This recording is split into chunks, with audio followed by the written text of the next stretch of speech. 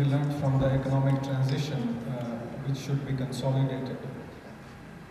Харин эдийн засгийн энэ жишээ тодорхойлж засаг захиргааны харьяалал тогтоо хотын удирдлагын тогтцоог тодорхойлох. Тэгэхээр нийслэлийн эрхзүйн байдлын тухай хуулийн шинжилсэн найруулгыг бид нар засгийн газарт өргөн барьсан байгаа. Засгийн газар дээр үзэл баримтлалыг нь цаашаагаад удахгүй бол бас их хурлд өргөн барьна хаа гэж найдаж байгаа. Тэгэхээр нийслэлийн эрхзүйн байдлыг яагаад шинжлэх ёстой юм бэ?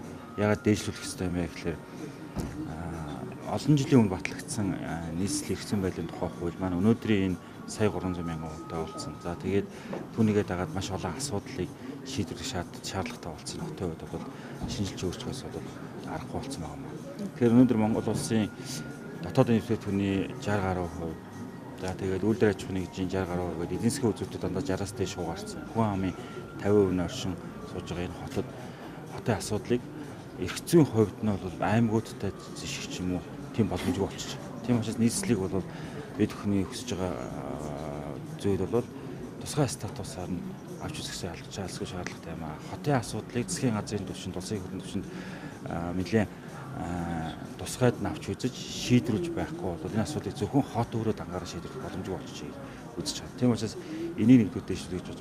Хоёрдугаар хотын дүүргүүдийг жишээлх юм бол сумтай зөвчлээд байгаа. Гэтэл нэг дүүрэг бол жишээлх юм бол 330 мянган хүнтэй болцсон байна шүү дээ. Гэтэл аймагуд бол сайндаа 100 орчим мянган хүнтэй байна. Гэтэл тэр нь том дүүрэг нь болохоор сумтайжсэн байж байгаа. Энийг бол бас эрхзүйн хөвтмөд зохицуулах заашгүй шаардлагатай. Хоёрдугаар хот гэдэг нь өөрөө ямар одоо удирдлагатай байх вэ? Хотын удирдлага гэдэг юу шийддэг байх юм бэ гэх асуудлыг бас заашгүй шийдэх шаардлагатай. Мөн хот өөрөө санхүүгөө бие дахин хувьд хот өөрийн татварыг бий болгодог байх хэрэгтэй.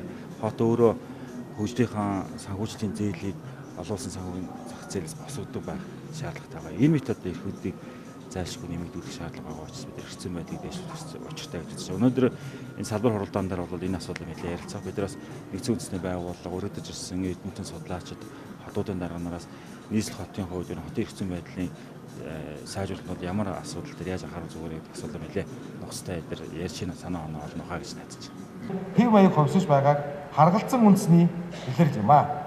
Хүн амыг нутаг хууль тогтоомжид нэмэлт өөрчлөлт оруулах тухай асуудал удирдан зохион байгуулах үндэсний хороо Монгол улсын ерөнхий сайдаар ахлуулан байгуулах нэгэнт батлагдсан энэ арга замыг үйл оошоос нь бодлогын болон зохион байдлыг хангах төрийн дэд байгууллагаас дэмжлэг үзүүлэх дагуул хотыг 1-2 тэргүүл бүрэгдэйгээр бусад зарим хотын сайн ажлаас жишээ болгон дурдъя.